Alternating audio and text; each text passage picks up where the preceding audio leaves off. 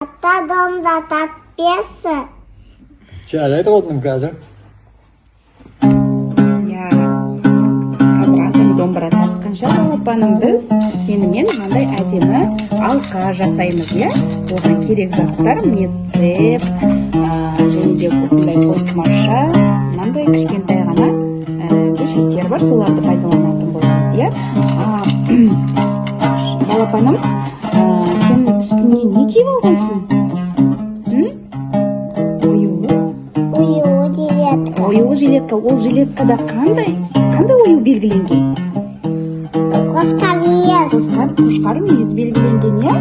Енді ол шашына не тағып алғансың?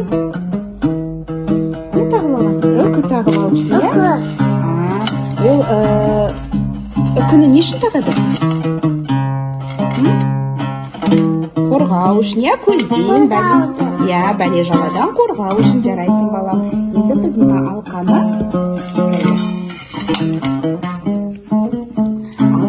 қазақ әйелдері, қыз балалары, келіншектер таққан, иә.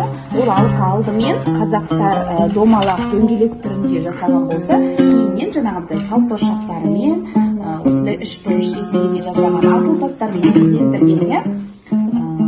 Сондай міне біз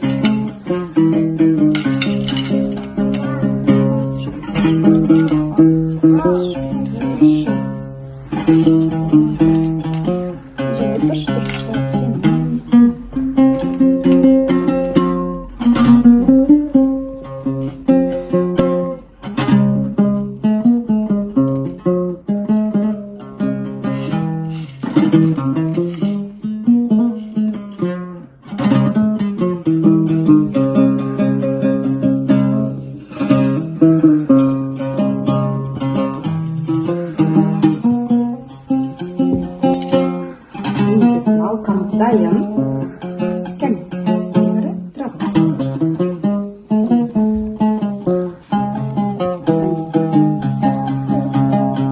Олар артық.